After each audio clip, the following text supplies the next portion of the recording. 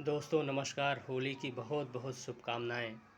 रंगों और उल्लास का त्यौहार आपके जीवन को खुशियों के रंगों से रंग दे। दोस्तों प्रत्येक हिंदू को होली का त्यौहार खुशियों के त्यौहार में उल्लास के त्यौहार के रूप में मनाया जाता है।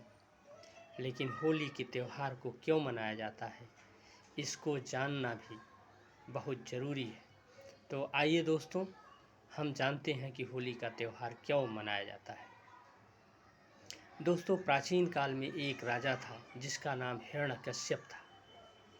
उसने घोर तपस्या करने के पश्चात ब्रह्मा से वरदान मांग पा लिया कि उसको किसी भी प्रकार से नहीं मारा जा सकता है।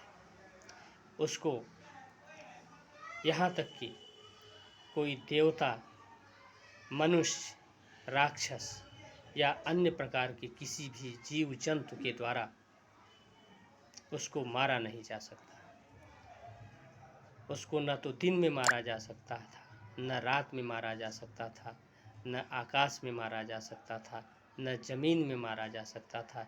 यहाँ तक कि चारों दिशाओं में उसे कहीं पर भी नहीं मारा जा सकता था। न ही किसी भी प्रकार का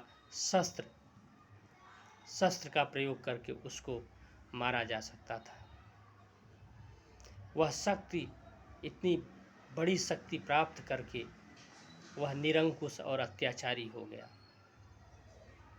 लोगों पे जुर्म करना, लोगों को परेशान करना, लोगों का शोषण करना और अत्याचार करना उसकी आदत बन गई।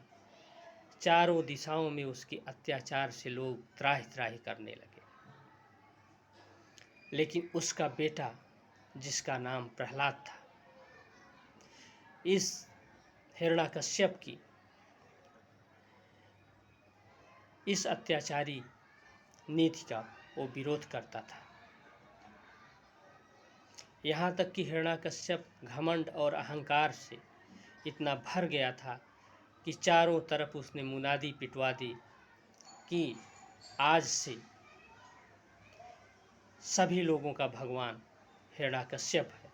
हिरण्यकश्यप के अलावा किसी की पूजा नहीं होगी। लेकिन हिरण्यकश्यप का लड़का प्रहलाद, जो भगवान विष्णु का बहुत बड़ा भक्त था,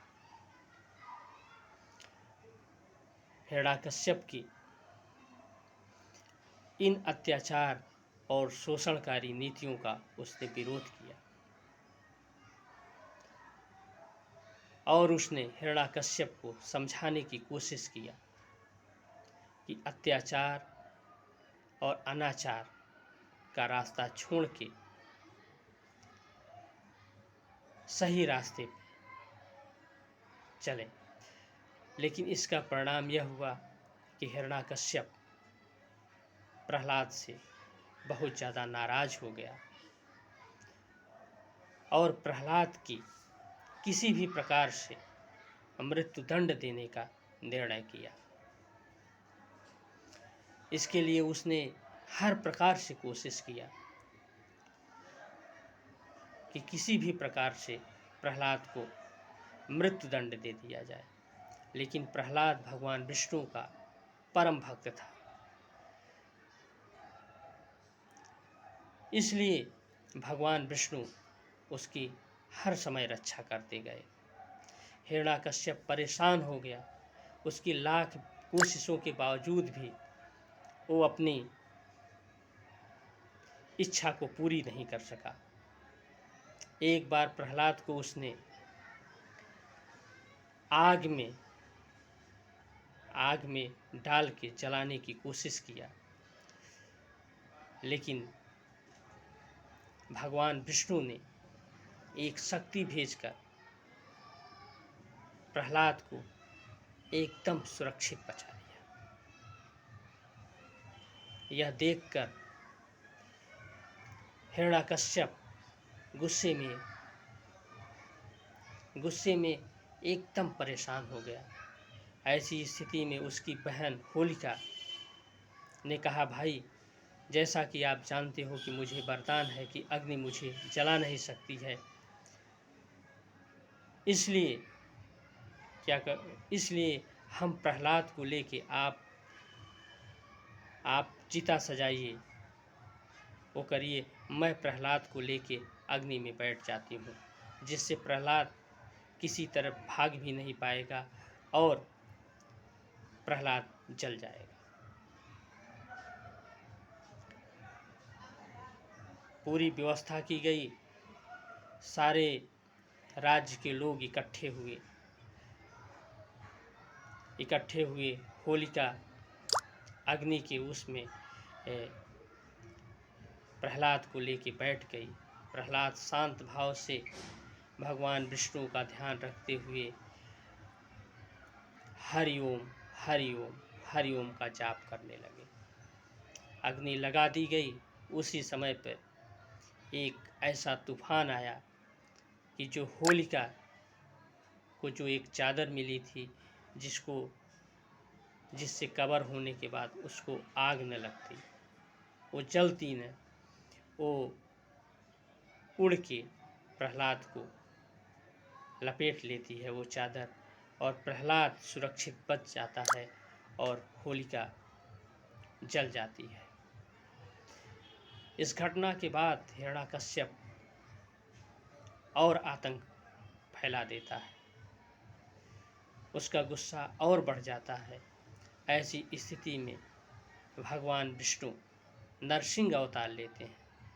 नरसिंह अवतार जिसका सर का भाग शेर का होता है और नीचे का नर का होता है। इस प्रकार से वह न तो मनुष्य और न ही किसी पशु की श्रेणी में आता था। और गैधूली की बेला में, क्योंकि हिरण्यकश्यप को ये वरदान मिला था कि न दिन में मारा जा सकता है न रात को मारा जा सकता है, तो भगवान ने गोधूली की बेला में, संधि काल की बेला में, और यह भी वरदान था न तो घर के अंदर मारा जा सकता है न तो बाहर मारा जा सकता है, तो चौखट पे हाथ में उठा के नरसिंह भगवान ने उसका कलेजा चीर दिया और हिरण्यकश्यप को अंत कर दिया। तो दोस्तों, भगवान के प्रति सच्ची आस्था और ईश्वर के प्रति पूर्ण समर्पण हमें सभी प्रकार की समस्याओं से, सभी प्रकार के अत्याचारों से, सभी प्रकार के शोषण से मुक्ति दिलाता है। इसलिए दोस्तों, ईश्वर के प्रति सच्ची श्रद्धा और आस्था न केवल अपना कल्याण करती है, बल्कि समाज, देश और राष्ट्र का भी कल्याण करने में सक्षम होती है। हरि ओम, हरि ओम। हैप्पी होली।